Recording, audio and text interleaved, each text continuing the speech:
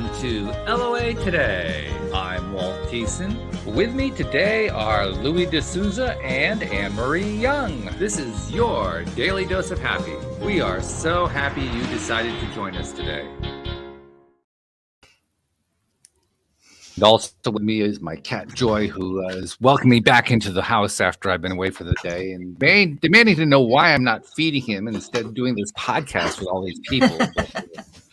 He's going to have to be a little bit patient. So if you hear funny sounds like microphone being rubbed on and so forth, you'll know what that's all about. But we have a special guest joining us today, and this is going to be a fun conversation. Her name is Gina, Maier, Vincent, and she's about being, I love this word, exquisitely aligned. Exquisitely. That's like, ooh, boy, it has texture to it. It has feel. We're going to learn more about that. So Gina, welcome to the program. How are you today? I am wonderful. It's sunny here in California, and I love the sunshine, so I'm doing very well, and I'm happy to be here with each of you. Thank you. Yeah, California, exquisitely. Those words go together really, really well. But tell us how you got to this point. Where did this exquisitely aligned thing come from anyway? That's so in 2006, my life was everything I had hoped for. Ideal husband most of the time, right? 99% of the time. We had our biological son, and we had just brought home our daughter from Guatemala that we had adopted. She was at the time 6.5 months old, and everything was ideal. I too, at that time, had 2 cats, and the house, and just life was fabulous. I had been teaching yoga, stretching women's, I like to say, personal boundaries on the yoga mat. And then in 2009, everything just kind of fell apart. My husband, who had a hereditary disease, became extremely ill at a much younger age than, in our ideal world. We thought he would be much older like his mom was, and that wasn't the case. So he ended up needing a kidney transplant, and our daughter was 2. She could say, "Daddy is on dialysis," with her little voice, which just, kind of broke my heart, because you're thinking, I brought this child home from Guatemala and I didn't realize she was going to be in the midst of this, because that's really not what I had hoped for. And then our son was in kindergarten. So needless to say, my world was beyond crazy. I don't even know what the right word would be for you, but I was exhausted. And that whole time, I'll never forget. It was a Tuesday morning. Mark finally got a kidney and a liver transplant from a woman my age, my blood type. It's a very long story, so I won't bore you with it. But it was 8.5 months of him living on dialysis. And we had gone back to Mayo Clinic in Florida, who saved his life. And I was sitting there with the sunshine on my shoulders, and I was just like, okay, just asking questions, in my head quietly. And I just heard that, this is for something bigger and greater than just a kidney and a liver transplant. This is as if that isn't big enough, right? Right. Right. And this would mean more to me. And, what did I learn during this, completely, utterly busy, unstable time in our lives? And I realized I needed to step up. I was his advocate, and there was this life that I had envisioned on the day we got married, 10 years earlier. And I also felt like, there was hopes for him seeing our children go to middle school, high school, graduate college if they wanted to go to college, all these different things. And I realized that, as much as I love teaching yoga and the mindset and the touching on spirituality, depending on where the person was in their life, that I really needed to work one-on-one. And that's where Exquisitely Aligned came from. I mean, I'm making it sound like it happened overnight on a Tuesday with the sunshine on my but that wasn't really the case. I mean, no? Oh my goodness. I like to work fast. I am originally from New York, but it didn't work as fast as not quite that fast. Okay. No, not as fast. But over time, I could see, okay, no, I need to step away from the mat and I was teaching paddleboard yoga bar, and like really go into this one-on-one work, because I felt like it was my calling and it was the right time. Wow, very good. Yeah, that's the stories that we run into all the time here on the show are people who have crisis moments of Yeah. various kinds, and then how that crisis moment turns into some kind of awareness, some kind of, oh, I'm on a different plane that I was at a year ago even. And what do I want to do with that? And I got to share this with the world because this is big. This is really, really big. And that's exactly what you're talking about. So yeah, I get the message that you got. It's bigger than a kidney transplant. I mean, the kidney was pretty big. That was huge. But what you're talking about is, wow, I can only just barely begin to imagine. I want you to share some of the stuff, but I can barely begin to imagine. You must have had some breakthrough moments, as a result of that have just been startling. Yeah, I mean, I'll never forget. I was in the car and the two kids were in the back, buckled into car seats back then, right? Right. And yeah. that's how little they were. And I was at a stop sign. I was so exhausted. I'm sorry, a red light. And I stopped, thankfully. And I just was so exhausted that I realized I don't even know where I'm going. Like, I don't know what day it is. I see the kids in the rearview mirror, but like, where am I taking them? I know we left the house, but like, are we going to preschool? Are we going to the school bus for my son? Like, where was I going? What are we doing? And so I kind of just like took a yoga breath, a nice full breath, put a smile on my face. And I just said to the kids, looked in the rearview mirror, like, where are we going again? And they were like, like, you're in control, and it was that crazy. It was that utterly, where you're just like, I don't know how I'm moving through space, but I am. And you kind of feel like the wind beneath your wings, if I could say that. Like, I knew so many people were praying for us and sending love and light and all this healing energy. So it was keeping me awake, but I just had a moment where I was like, okay, where are we going? And it was frightening to be that discombobulated, if you want to use that word, but that's how I felt. Just so a person who was always used to being in control, in certain ways, knowing what she's doing and where she's going. And all of a sudden looking back and talking to a 2-year-old and a 5-year-old and asking, where are we going again? It's almost existential. It's like it was an existential question that you were voicing. Yes, it was on so many levels. Absolutely. You're right. Yeah. And what did you end up answering it with? Well, luckily they told me where we were going, and I was like, okay, we're going, all is good. Just checking. So the immediate problem solved. Okay, good. Yeah, problem solved. Let's keep driving, but that was, I feel like, when I realized just how low things were, like my energy, my, like, oh my gosh, should I really be driving the car with these two cutie pies in the back seat? You know what I mean? And there were also moments where I would have to tell them, okay, you're very excited and all. I'm just so tired. Like, can you just go outside for a few minutes and dance it off and then come back in, because you're really kind of, I don't want to say you're walking on eggshells. That's not it. But you're so exhausted, and every time that phone rings, you don't know what the next call is. Are they calling him back for, another pint of blood? He had 33 pints of blood given to him in a space of 8.5 months. So it was always like, when the phone rang, it was a little not joyful anymore. It was nerve-wracking. Yeah. It's a perfect description of going through a time that's rough, primarily because so much of it feels like it's outside of your control. Yes. It's completely outside of my control, and having to let it go. Yeah. Yeah. So tell us some of the things you learned from all that. Oh, it was brilliant. So little by little, it wasn't all, in one fair square moment, but it was that we each have a voice. And I think that there are times when, of course, one of the doctors clearly didn't like me using my intuition, saying, my husband's turning yellow, something is wrong.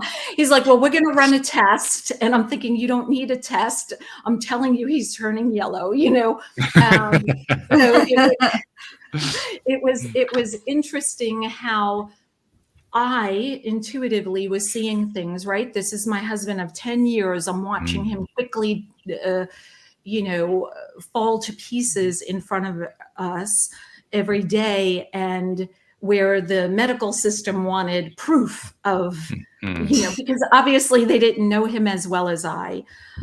So I learned very quickly that, sometimes other people don't believe in what you're sensing or what you're seeing or what you're intuitively knowing, this inner knowing. And that inner knowing for me that's what Exquisitely Aligned is about, is always going back to what's within you and aligning with it, even when the voices outside are not always agreeing with you, and that's very difficult. I don't know if you've experienced that before, where you have this knowing of how you feel, and then other people kind of challenge you and want to pull you to a different way of thinking or being.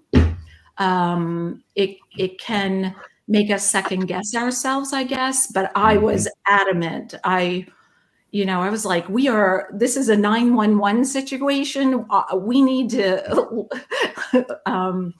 so I don't know. Have you ever been in a situation like that where you're being? Oh, yeah. Yeah. Yeah, definitely. Yeah. And for our friends from the UK, it would be a 999 situation, but it's essentially the same idea. Yeah. In fact, Anne-Marie, I'm going to go to you next. Which part of this is resonating the most with you? I just know what it's like to be tired as a mum without being physically drained, mentally drained, fighting for your husband's life, literally. It's wonderful that when these things happen, people come out the other side with such inspiration and such drive to make a difference, to help other people so that they don't hit that rock bottom. So I always find that very, very humbling. Yeah.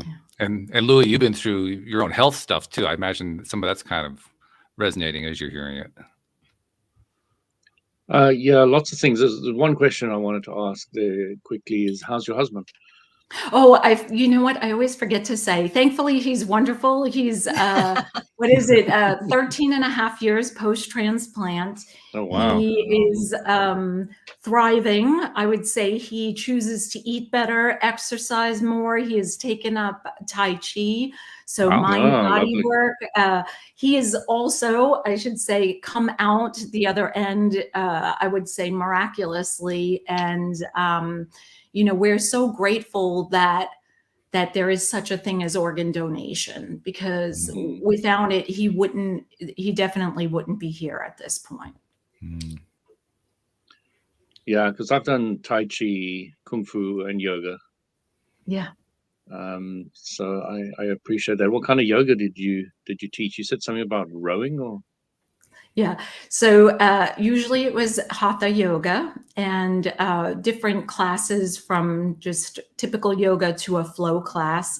And then I got excited and inspired about paddleboard yoga. So doing yoga, not all the poses can be done on a paddleboard, because obviously you're on a unstable surface. But things like plank, reverse plank, warrior 1, warrior 2, they're really exciting on a paddleboard, because you add that unstable water underneath, and usually the sun is out, it's a beautiful day. So it's, and the dolphins love it. So if you're anywhere near dolphins, they usually start coming and circling. They love the energy. Because of the word aligned, I was wondering if you're an Abraham Hicks fan or aware, or. Yes. So I've read, I don't even remember the titles of the books. Yes, I have read the books. And It's Given. Yes, correct. And I'm trying to think, I don't know that it's in this stack. I think it's in the stack across the room. I love books and I love writing in them. As you can see, I like the old-fashioned copies, so I can write some notes. Yeah, I can see that. I especially like when you read something that connects with you and you can use it in your things. You know, it's one thing to read through a book so quickly that you're not able to run it past your inner authority and align with the things that make sense to you. I like to call them our truths, our desires, and then our gifts, how we are able to touch people in a different way than maybe you are, and you also, Anne-Marie, and Walt as well. So yes, I am a fan of the books. Who are you following at the moment? I'm curious. Who's sparking you? And at the moment, I am so, I would say, I don't want to say wrapped up, but I am so busy. I started my own podcast, Exquisitely Aligned. So the amount of time that I have to follow people has been quite limited. Right now, it's more still on the self-discovery of Exquisitely Aligned, how it can help others, and how it helps me in an everyday way, shape, and form. That sounds like a silly answer, but it's the honest truth. No, there's a time to learn and there's a time to share. Yeah. Yes. And so I'm at the sharing part. I've been blogging, which is something new for me, writing articles, and I am in only the 3rd season of the podcast. So those 3 things together have been energizing, exciting, but kind of taking the majority of my time besides the one-on-one work I do. Is this what's bringing in your money at the moment, or are you doing anything else? No, this Exquisitely Aligned is my sole business. I do, underneath that umbrella, I have a deck of cards that are inspiration, essentially for women. They have flowers on the outside, and there's 42 cards that can be used for journaling or conversation starters or meditation. And they each have a question on there, and then a statement with 3 questions beneath to prompt a conversation or to be used in a meditation. So that is a small portion of my business. It's something that is far reaching because I'm able to send them around the country and around the world. But the majority of my time is spent in Exquisitely Aligned. So how did the cards come about? I'm intrigued.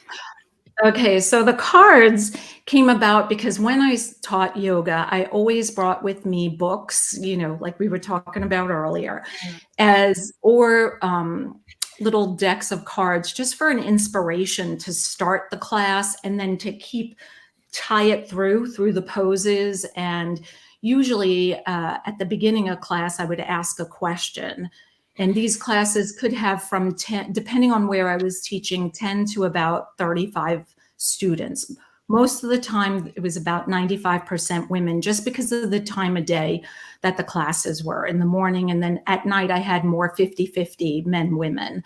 But one of my favorite things is connecting with people. And I think that so often people are busy, which is the 4-letter word I tell my kids I really don't like hearing them say, "Oh, Mom, I can't talk right now. I'm busy." You know, it's like, you can take a breath. Like, you know, if there's a fire, okay, I'll hang up and you can run out of the building, right? But otherwise, like, I think we're okay to talk just a minute. You prefer them to say, "I'm bored, Mommy."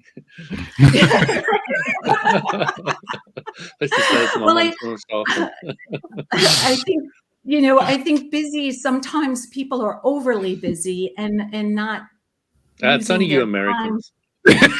Yeah. It's true, right? I mean, it happens, but especially New Yorkers.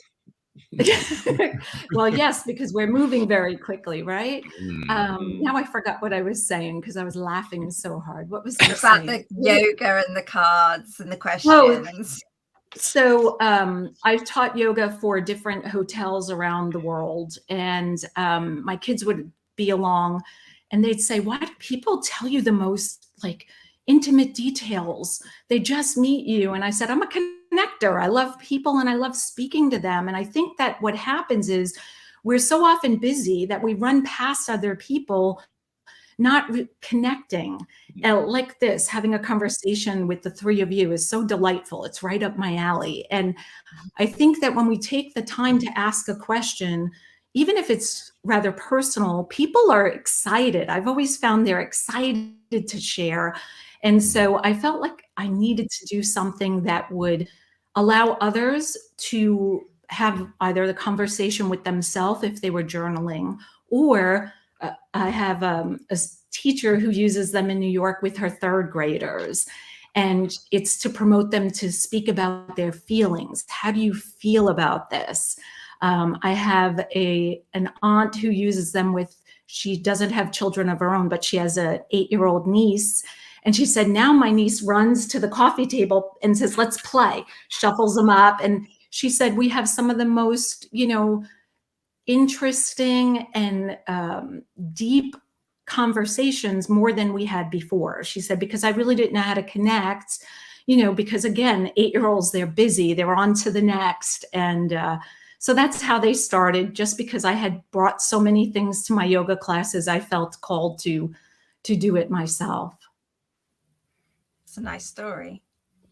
Thank you. It is a nice story. Yeah. Well, it's also a nice way of describing how you can connect when you're not sure how to create a connection. Just take something like a card as a basis for a conversation. And you're right, that is a basis for connection. Because really it's a connection with yourself, first and foremost, and then that becomes, the basis for communicating and connecting with someone else. So yeah, that's really cool. I like that. Thank you. Thank you. So when you're working with your clients today, what's your main focus with them in the Exquisitely Aligned program? Like when you're really drilling down, what are you doing with them? So what I found is that oftentimes we are pulled away from who we are born to be, let's say. And it happens for many different reasons. I think we're taught at a young age to look outside of ourselves for answers, whether it be nowadays Google. Back in my day, it was an encyclopedia, or having my mom drive me to the library, right? And what I learned is that oftentimes the answers are deep within us. And instead of going outside, if we can just slow down a little bit and go deep within, that's why I've partnered with a brilliant woman who does the Chinese art of face reading. And she brings out things about their personality. We go over their life purpose. And then we move through, like, what are your desires? Because oftentimes when I've met people, when I was teaching yoga back in the day, 20 years ago, there were women who I'd meet and they'd come to me and say, I'm so upset. I'm an empty nester. And I'm like, okay, I can understand. It's bittersweet, right? But what does this mean for you now? I'm so excited. What are you going to do? And oftentimes they said, I don't know. And I would say, well, what are your passions? I don't know. What are your desires? I haven't thought about it. And I realized that oftentimes we disconnect from who we were born to be to sometimes be who we think other people want us to be. Let's say it's a woman, maybe her husband, what she thinks he wants her to be, instead of, he probably wants her to be herself because that's who he fell in love with, right? In my opinion. Hopefully, you would think. Well, that's what I would hope. Exactly. And I would believe. And oftentimes it's the case when I have these conversations with them. The other thing is, I think we pull away from our real truths about who we are at our core and what we're here to do with our gifts. I've met a lot of women who tell me, oh, I don't have any gifts. And I'm like, I'm looking at you and I see like 5 already. Like, we only spoke 30 minutes. And I'm sure you see the same when you hear on your show, and just in general. It's, I think, so easy for us to see 2020 what someone else's gifts are. But yet when we look in the mirror ourselves, we don't see them. And so during that time when Mark was ill, I realized I'm an advocate. I love advocating for people's finest future, like the one that I can see for them, where they're thriving and doing the things that they were born to do, the things only they can do. I like to tell my kids, you're as unique as your fingerprint. Nobody else has that fingerprint. And along with that come these things that only you can do in a way that you have these nuances to yourself. And so that's the work I do. It's a lot of questions and conversations, and then, some of them going back or journaling about it, or I like offering meditations. I also like offering some yoga poses if they're open to it. I mean, I like to meet people where they are, because that's what Exquisitely Aligned is all about. So for me, it's a journey for them to go deep within to discover those, or reconnect, I would say, with their truths, their desires, and their gifts. I particularly like the part where you talk about how they haven't really got a good idea of what their gifts are, is the way you were phrasing it. I would think of it in terms of what's going well in their life. It doesn't really matter how you phrase it. The main thing is we are programmed to not pay attention to those things by our society. And it takes a special, focused, conscious effort to shift that. Of course, once you do shift that, then that's when all the good stuff starts to happen. But it does take that shift. It takes some doing. Let's be honest. It just takes some doing, especially if you're not used to doing it. You're reprogramming neural pathways, and that takes a little bit. And I agree with you wholeheartedly. And I think of the kid in, third grade who's doing poorly in math. Well, you got to work harder. You got to work harder. Part of me wants to say, okay, well, if you're not passionate about math, let's find out if if really maybe science is your thing, or, I don't know. I wish we had the ability in our school systems to start at a young age to really harness what you were just giving a voice to, is, those things that make you want to get up earlier in the morning, and, get off the sofa and do more of it. And that then transcend, because they help other people, right? You being your best then makes everyone else who comes into contact with you feel like inspired to do the same. Yeah, that's true. In fact, you're touching on one of my favorite subjects, the need to provide alternative ways of thinking about education, something we've talked about quite a bit. In fact, Louis has a really good phrase. I'm probably misquoting you, Louis, but one of his favorite things to point out is that if I'm sure you will, if you can find it in Google, they shouldn't be teaching it in school, because there's no point to that. Because they can just go look it up in Google. What do you need a teacher for to teach you that? Which kind of limits the scope of what really needs to be taught in school, and opens up the possibilities for kids to basically follow their hearts, follow their paths. You're a bit behind the trend. It's now AI. Well, that's true. Yes, you're right. We just leave the ChatGPT out of it. We have to bring that into the conversation at some point. That and soil, but the two of them really go together in Louis' world.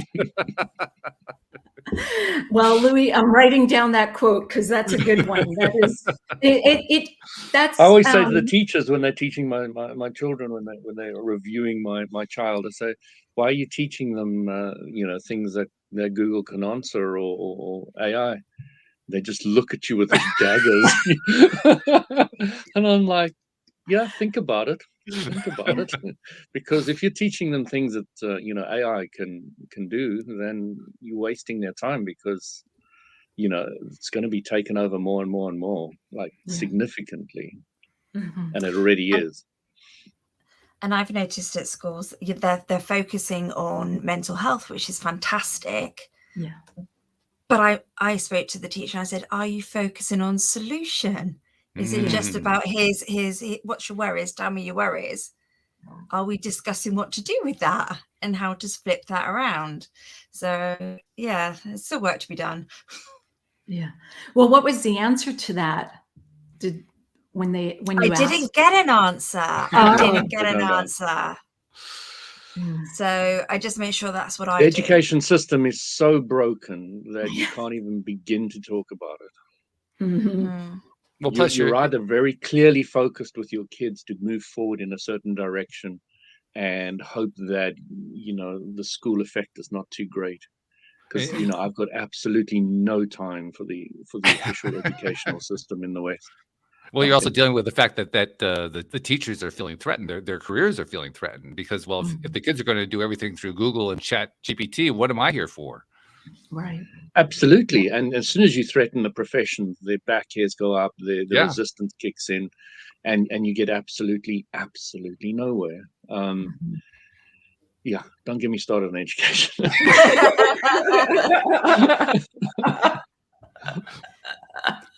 Well, that's right. I'm sure we'll be on soil in a few minutes anyway, so that'll give you another. Well, that's why we need people like Gina Good in the world to educationist, grow up. But it does really open things up in terms of understanding that we are. Yeah, it can seem like there's all these strictures in place and these this inflexible educational system and there should be these changes, yada yada yada.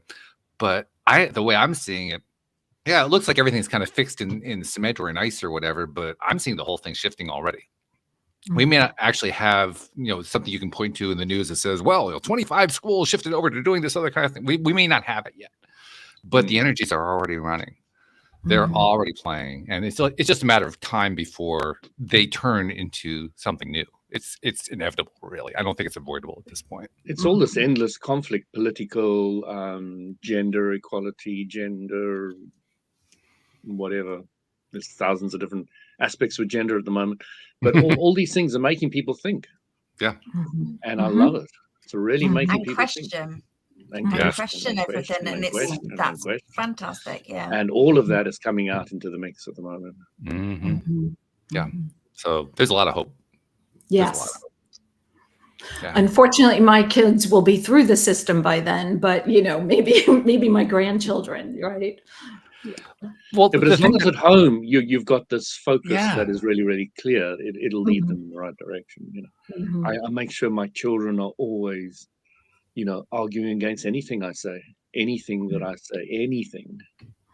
say. They need to, be able to ask me and question me and come up with anything they want to, and then we'll discuss it. As long as it's not just for argument's sake, it's perfect. Yeah, we do try to avoid those. That's just fighting. But the that's fact just is, going nowhere. It's so yeah. It's endless at that point. But I just see the whole thing as, like I said, being an inevitable flow. It can't be stopped. No one could possibly stop it, even if they wanted to. And I don't think many people really want to anyway. And ultimately, everything that feels threatened, everything that feels like it's out of balance or whatever, it's all on a path to resolution. And I may not have gone through that kind of a school system. You may not have gone through it. Your kids may not have gone through it. But even then, I mean, I haven't been in school in 40 years, but I'm still benefiting from this new knowledge, this new information. You don't have to be in school in order to benefit from it. Right. So to me, it's all upside. I actually don't see any downside right now, which is a little scary, but I don't.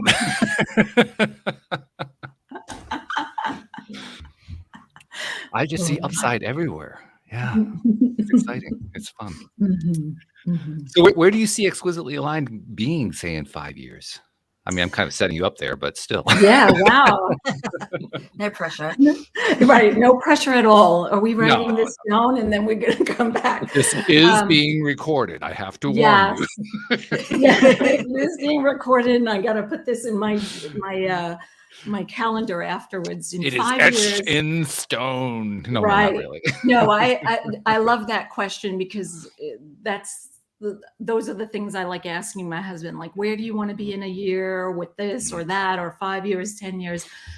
So I'm super excited that, season 1 and 2 of the podcast was mostly me, because I felt very called to get the word out. What is Exquisitely Aligned, and be able to explain it briefly. But now I've opened it up to guests, and it's a lot of fun, and it's new. I'm just in the beginning of the 3rd season, first season doing that.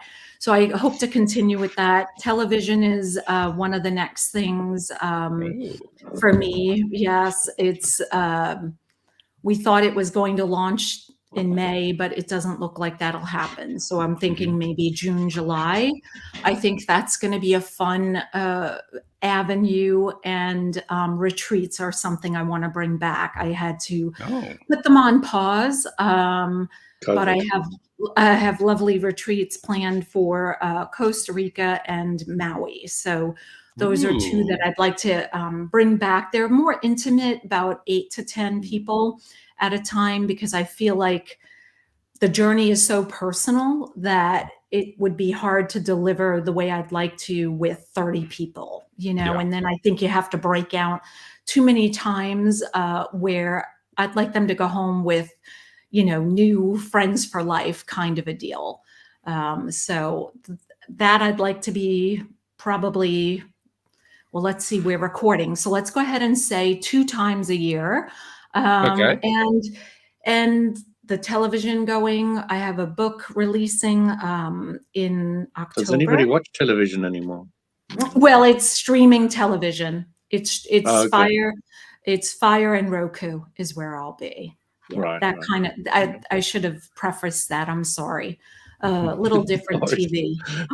I'm from the old generation, so TV as Dallas and Knight Rider and things like that. Knight Rider. And the news. And the news. Yeah. In the news. Oh my gosh. Yeah, I'm not Yes. missing that at all. Good old days when you were forced fed the diet of information.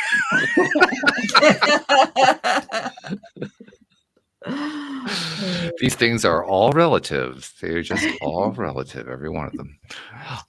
So that sounds really cool, especially the TV part. That sounds like a lot of fun. I wanted to ask you, just because, one podcast host to another, what are you enjoying most about doing the podcast? I love meeting people like the 3 of you. I mean, honestly, I talked about conversations. Conversations fill me up, learning about different people, different ways of thinking, like you were saying, Lewis, about having your children challenge you. I agree with that most of the time, but not at 7 o'clock in the dead of winter when I'm tired. I'm like, please don't challenge me now. I'm tired. But I think that for me, really communicating with other people, I learn so much. And guesting on a show or having you as a guest on my show, I feel like I leave with my cup overflowing. And that's, to me, like, it inspires me to get up the next day. And it gives me, like Lewis, Walt, you were the one who said, Lewis, if you can find it on AI, then, why are you teaching it? Like, that is such a simple one sentence, but it's not simple. It gives the whole picture. Are massive. Yeah. Yes. And so, I wrote that down. I wrote a few other things. Like, I'm going to go back and tell my husband tonight over the dinner table and the kids, because it's very enlightening. For me, podcasting is the people I'm getting to meet that I may not have ever been able to meet. And being able to give a voice to things that are really near and dear to my heart, like being our finest selves and allowing people to understand they don't have to, I call it, because my background's in the fashion industry, but I think of it as the one size fits all life, where everybody has to look a certain way. A woman of a certain age should appear this way or do these things, or like my daughter one time said, well, everyone else's mom, and she went off, are letting them. And I was like, but I'm not everybody else. I mean, look at my hair, and so, I try to, so I think that being able to give what Exquisitely Aligned is all about, a voice, really just fills my cup. And I think, like, you with the daily dose of happy, I mean, how could you not say that without smiling from, like, the inside, Right. Yeah, well, that's the idea. Exactly. You just nailed it. Yeah. And those are the things I think, I mean, I don't know if I can ask you, podcasting for you, how does it, I mean, how you're much more ingrained in it than I am as the newbie, but how has it changed the things in your life or in your business and, like, your everyday? I think the term you were looking for was positively addicted. Yeah. That's exactly what I am. Yes. Yeah. It's addiction without having to go to Tucson to get dried out. I mean, it's the best kind of addiction, And I loved all the things that you were describing. I think the one thing I always think about is, with all the hundreds of guests that I've had on the show over the years, how much not only I've learned from them, but how I learn most often from the ones I disagree with. That was one of the biggest shocks, actually. Somebody comes in, they challenge me with something that I never would have bought into, and then after I think to myself, damn it, there's some truth there. Well, and I think that, having taught on the yoga mat, it's funny, I think of one student where they were in pigeon, and this was a pose I do often because it opens our hips from having been sitting at a desk or in a car. And I said something, and one woman, blurted out, "You never taught us that or told us that." And the two women beside her said, "She says it every week when we do this." And we're taught in yoga school that, when it's the right time, the person will hear the message, right? And so I think that speaks right to that it's fun because maybe what somebody was, telling you at one point, it didn't, or maybe it's the way they said it, right? A different person, different time, different location. And then we have this like veil lifted over our ears or over our eyes, and we hear something like, that day it was Blair's first time hearing me say it, and she had been in my class for 2 years at that point. It was fun for everyone to see. We all had a good laugh, and at the end I explained what I just said, and they were like, "Oh, that makes sense." But yeah, it is fun. It's usually my kids, Louis, who are disagreeing with me. So when you said that, I was thinking of several different conversations we've had that, oftentimes we are saying the same thing, but using different words, coming from a different angle, coming from 54 years old versus 20 or 17. So, yeah. Yeah. But I just love it when you can't be the same age as me. No, I think I'm 1 year older than you. I just love it though when our little people challenge us so much, and you just want to give them a high five. That was bloody brilliant. Yeah. Good point. And because they see the earth as it is. And plus, they are seeing it from a perspective that has some overlap to you because you're influencing them, but also differs from you. And that's when you're getting to see them kind of emerging as an individual. That's exciting. That's the only thing I want for my kids is to be, individuals. And that's when I feel like I may not get the Mother of the Year award. I'm not, packing sandwiches with little sticky notes and candies and stuff, but that's where I feel like, you feel like your cup is full, I think, as a parent, like, okay, great. They stand on their own feet with their own thoughts and move forward. Yeah.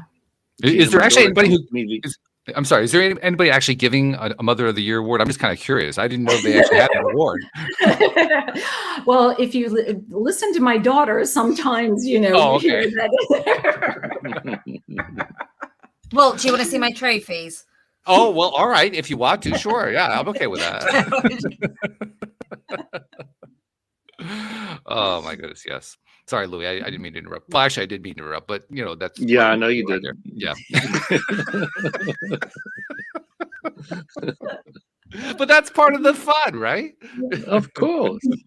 That's why we get along so well. Gina, my daughter comes to me the other day, 15-year-old. I've got an 8 as well. And she comes to me and says, "It's terrible. All my friends like you." And you're celebrating. And, my daughter said the same. Everyone, she had a Christmas party here and they did a little gift exchange. And I said, I'd like us to eat dinner as a family with all of them so I can get to know them a little better. And after that, she said the same.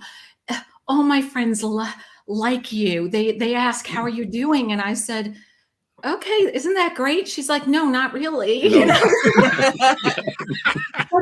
It's so, I don't know, I'm guessing you feel like I, Louis, where you want to know their friends and you want them to feel comfortable at your dinner table, or in your home and hear what's going on in their lives so that you can support them. It's not so I can support them. It's just that I can understand their reality. Yes. Because I like understanding. I must understand. It's kind of built into my DNA. Somebody says to me something and it doesn't make sense to me. I'm like, explain it. I'll be stupid as I need to be, but you just explain it. Oh, that's why you're saying that. Okay, now I can carry on. But I get this block in my brain. If I don't understand something, it's like, world stops until I get get to have that clarity, then I can move on. Mhm. Yeah, That's wonderful. clarity and appreciation, because I think that's the other piece, right? When you can appreciate your kids' friends, and your friends can kids' friends can appreciate you. It's disconcerting for the kid, but the appreciation's big. I mean, that's one of the high vibrations, right? Mhm. Yeah, good stuff. And I grew up at a time where I knew everyone, all my friends' parents really well, you know, like, and they knew my parents really well. And I said to my daughter, I'd like the same for you. You know, it's fun to watch these kids grow up, and like you were talking about, you know, expressing themselves and finding themselves, and, you know, the friendships change, and some get deeper, some kind of, you know, maybe dwindle, but it's fun to watch, and I think be a part of that. It's really a great joy. Yeah, I mean, my daughter will come home and say, you know, this person's doing that, and that one's doing this, and this one's like, and, you know, I get a full rundown of everything, because I'm already got a lot of the pieces of the puzzle there. And you know, it just rolls on and on and on, which is great. The way our society used to be organized, everything was neighborhood oriented. You know, you lived in a neighborhood, you knew the neighborhood kids, the neighborhood parents, everybody knew everybody. And that has obviously shifted Not anymore. dramatically. No. Well, now it's more like an online neighborhood than anything else. But the old style neighborhood, it's kind of a dinosaur at this point in many cases. Not all cases. There are still some places where the neighborhood is strong, but it doesn't have the same influence it used to have. But that neighborhood power has translated certainly into the online realm to a certain degree. And it's a tremendous power, because there's something strong about having not just all the generations, but all the generational viewpoints going on at the same time. I'm not even sure that we really understood and appreciated that when we were growing up, but I appreciate it now. Yeah, you're shaking your head no. Yeah, no, as a child, I think it was interesting, but I think as a young teen or early teen to teenager, you start thinking, well, I started thinking, you know, I knew everything, right? You have that when it's that point in your life where you think you're invincible and all of that. Right. So, I mean, but then again, from the younger ages, avoid the teens, and then growing past teens, turning into 20s. Yes, I still find it, you know, brilliant to speak with. And we have friends of all different ages, because it really, the conversations are more interesting, I think, and intriguing, and really kind of leave you walking away with more to think about, more to act upon, you know? Yeah, I do know. I know exactly what you mean. And it's cool. It's very cool. Okay, so we have a pretty good idea of what Exquisitely Aligned is all about. And we have some idea of your history. You certainly went through a very challenging history with your husband. So that's all very cool. You've got the podcast going. You're in season 3. And I gather that's going to be a continuing developmental project there, and you're looking forward to the TV picking up. Do you know where you're going with the TV? Do you have a particular roadmap for that? It most likely will be with Experts and Authors TV. Okay. Yeah. So any particular subject, or is it just all over the board, or no, it's still with Exquisitely Aligned. So within same, Exquisitely Aligned. Okay. Yes. Sorry. I'm sorry. Experts and Authors TV is the platform, and that, like Apple Podcasts, right? So it's still with Exquisitely Aligned, interviewing one guest, and then having the video version be available streaming on Roku and Fire TV. So still giving a voice to, you know, those, like you said, crisis moments. I like to call them frightening and enlightening times in our lives where we can choose to be enlightened by it. That's my goal, at least, to help people get to that place of finding the enlightenment of all the, like you were talking about before, all the things that come out of those sometimes dark or uncomfortable places. And then giving voice to people who are willing to step up and try something new that intimidates and intrigues them at the same time. And they, you know, find other gifts, or being able to express their gifts in a different way. So though that's what I'm hoping to go forward with. Yes. If you could pick out one ideal result that you hope is going to come out of, I don't even know what you're calling it, Exquisitely Aligned TV. I have no idea what the name of it is.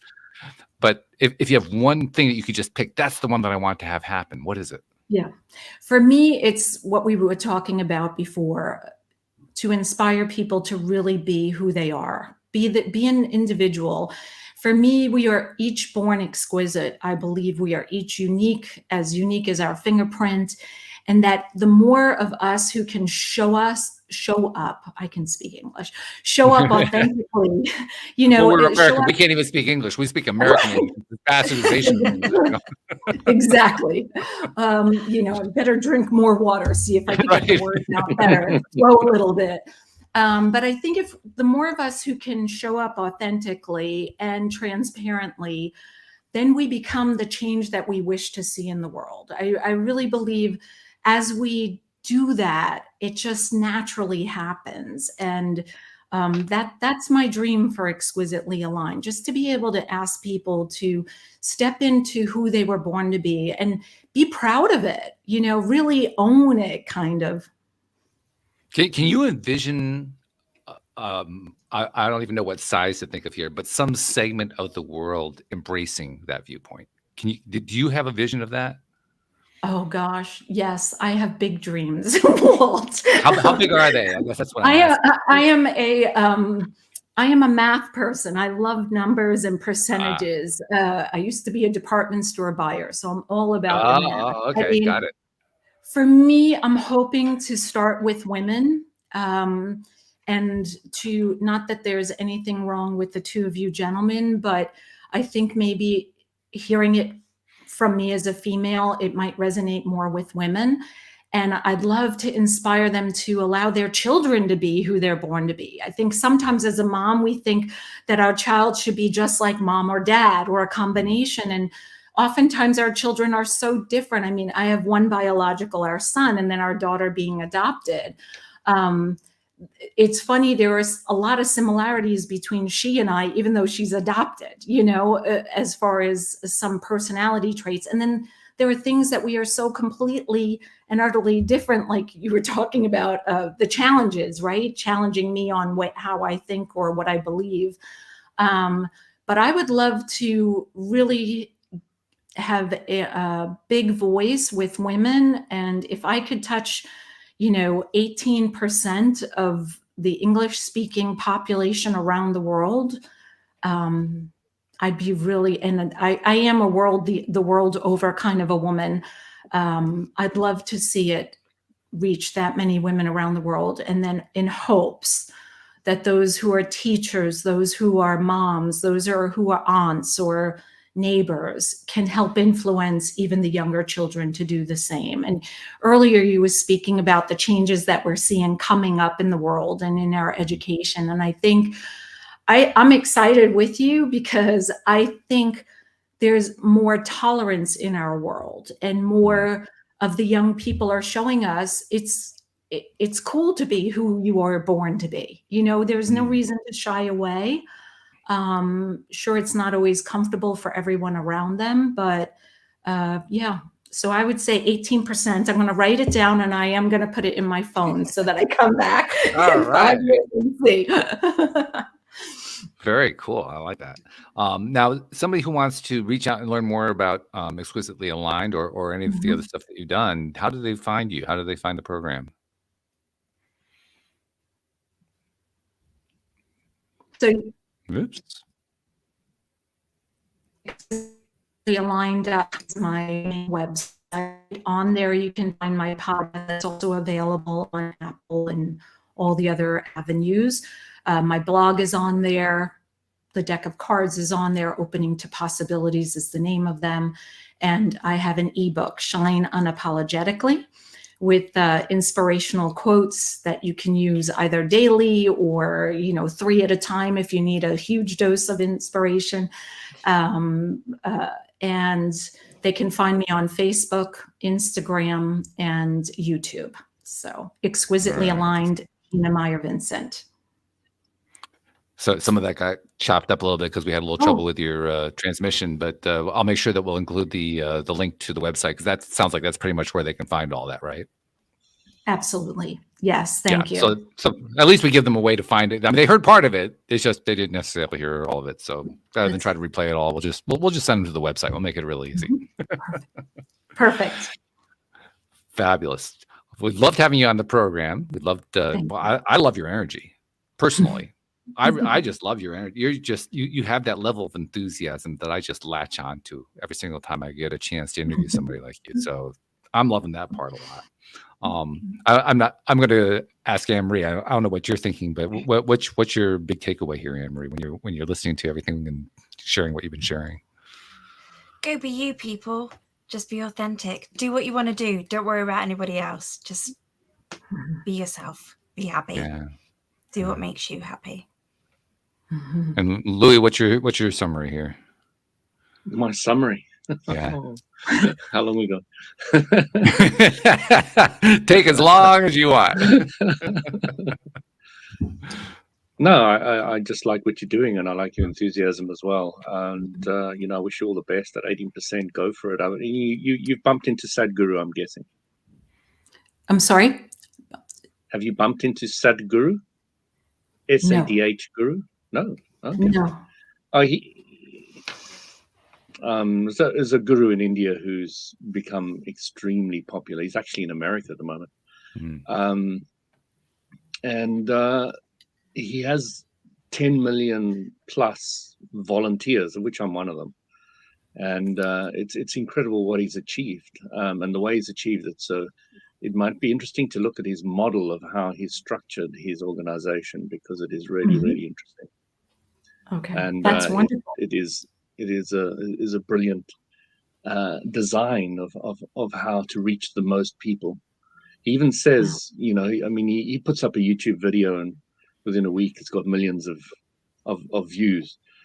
And he says that any part of his videos you can actually use. You can chop them up, edit them, you can talk about them, do whatever. That's all for free. So if somebody's really poor and needs to make money, you can use any of my stuff. And he's got a very open book and open policy, which is really interesting. I may have to have you introduce me. No problem. I'll definitely look up. But thank you for that. That's wonderful. He'll be in London in 18th, I think, of June. And I'm at the Excel Center. Okay. So I'll be there. Good stuff. One more thing that I want to do before we part company, Gina, and I like to do this with all of our guests because you, like so many of them, you're a giver. You go out there and you give, and you keep trying to find ways to make people's lives better, and you find ways in your own life that work. You said, I got to share this with the world. One of the things that givers do is they give. They keep publishing, they share, they go on to podcasts, they do all these kinds of things to get information out there. And they do so with many people who they never meet, they never see, they never find out how it's all played out. Sometimes they do, sometimes they don't. And on those times they don't, they just don't know.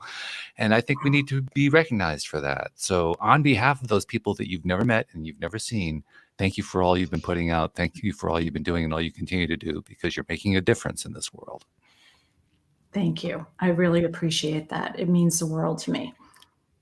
We appreciate you too. And thank you to our podcast listeners everywhere. We will see you all next time here on LOA Today. Goodbye, everybody.